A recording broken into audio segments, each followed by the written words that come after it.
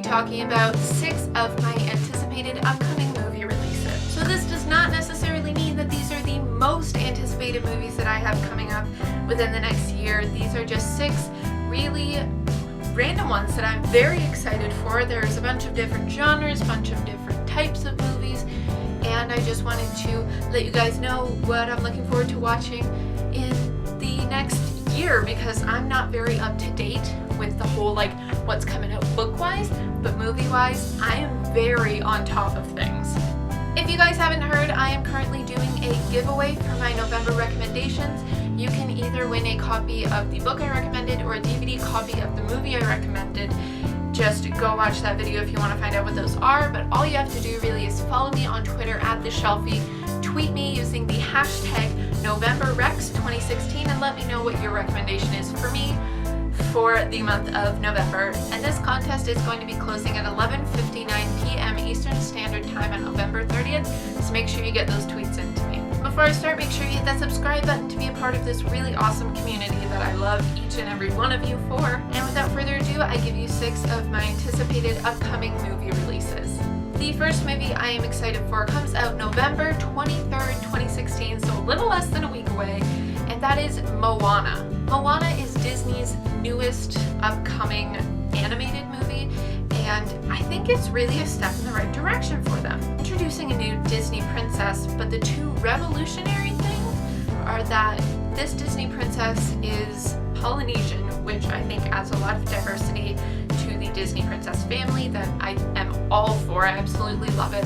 And the second is that Moana is a Disney princess without a love interest, and I find that really interesting because that's what propels a lot of the Disney princess movies. Moana is about a young girl named Moana who aims to prove herself by going out and finishing a quest that her ancestors did not end up finishing, and she just kind of wants to prove herself as a navigator. And along the way she meets a former demigod by the name of Maui, who is voiced by the amazing Dwayne Johnson, and they end up teaming up together to finish this quest, and it looks adorable and hilarious and just like something that's gonna warm my heart. And I'm very excited for it because I love Disney movies, I love Disney princess movies, and I love new Disney princess movies. Like, I love content I haven't seen yet, and this is definitely one I will be seeing in theaters. The second movie I'm going to talk about comes out December 21st, 2016, and that is Passengers. Passengers, I feel like the promotion so far has been kind of low. Like, I've not heard a lot about it, but I'm thinking it's going to be a huge blockbuster. It looks very action-packed. It's got a great cast. It's got Chris Pratt and Jennifer Lawrence in it.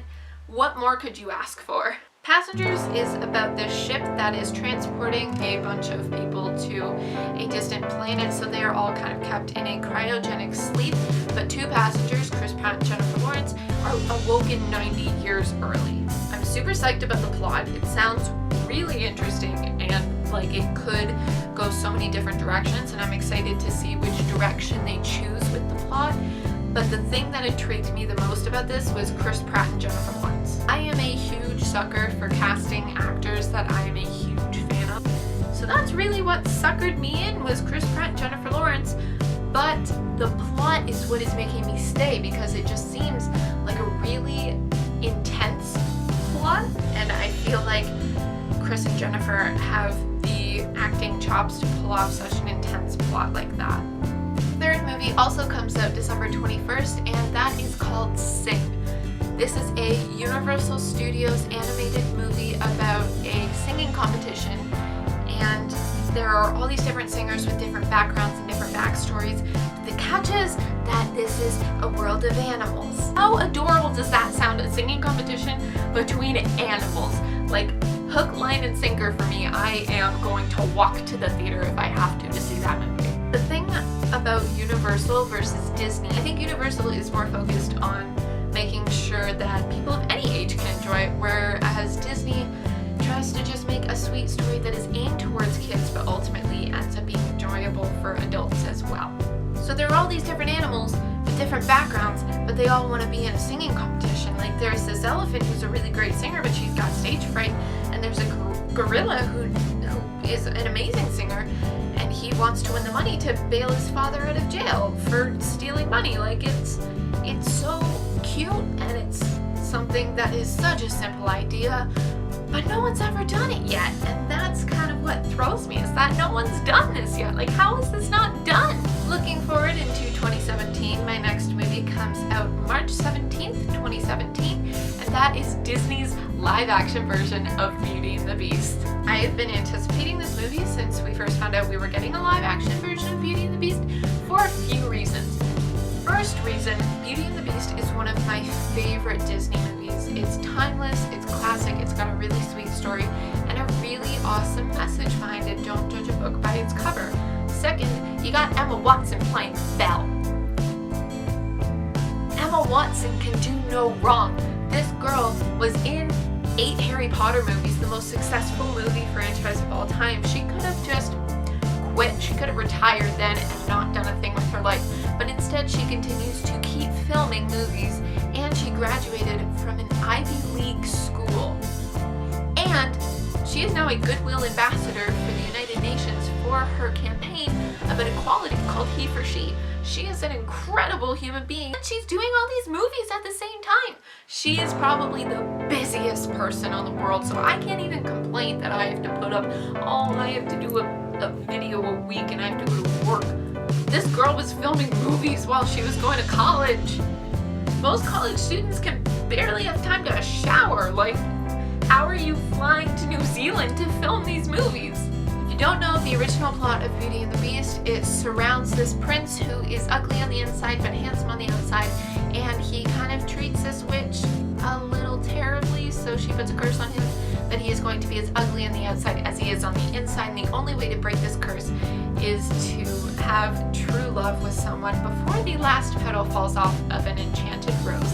And that is where Belle comes in. Her father trespasses on the Beast's grounds, and he keeps Belle's father as a prisoner until Belle comes and agrees to take her father's place. And that is when she gets to spend more time with the Beast, and she gets to fall in love with him. The fifth movie I'm going to talk about is probably my most anticipated release within the next year.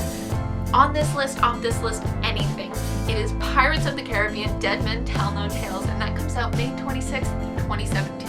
Pirates of the Caribbean, I would go as far as to say that that is one of my favorite series, whether it be book or film. I love the plot, I love the casting choices, I think everything in those movies is great. And the fact that I'm a diehard Pirates of the Caribbean fan and I'm a diehard Johnny Depp fan makes this my most anticipated release of 2017, of 2016. I have been anticipating this release since 2015. I've been looking forward to this movie. I have been keeping up with the news on this movie. I know that Orlando Bloom is back, which I think is a good choice, just because I feel like the plot of the fourth movie just kind of went all the way off, whereas like the first 3 were amazing. The fourth one just kind of trailed off on its own because it did not have that story of Will and Elizabeth, so Jack had to go off and find another group of humans to make trouble for. I just love Will Turner's character, the fact that he is, spoilers if you have not seen At World's End yet, but the fact that he is captain of the Flying Dutchman now, and I want to see how that works, and Will and Elizabeth's son is in it, and I'm very excited about that. So the plot of the 5th installment in the Pirates of the Caribbean series is pretty much that Captain Jack Sparrow goes out to find the Trident of Poseidon, which is the only weapon that can kill Captain Salazar. I think it's Capitan Salazar. It's the only weapon that can kill Capitan Salazar, and Capitan Salazar just escaped from the Devil's Triangle with his deadly crew of ghost pirates. Really am hoping this movie is as good as the original 3, just because I know the plot of the last movie had a lot of people being like, yeah, I'm done with that series.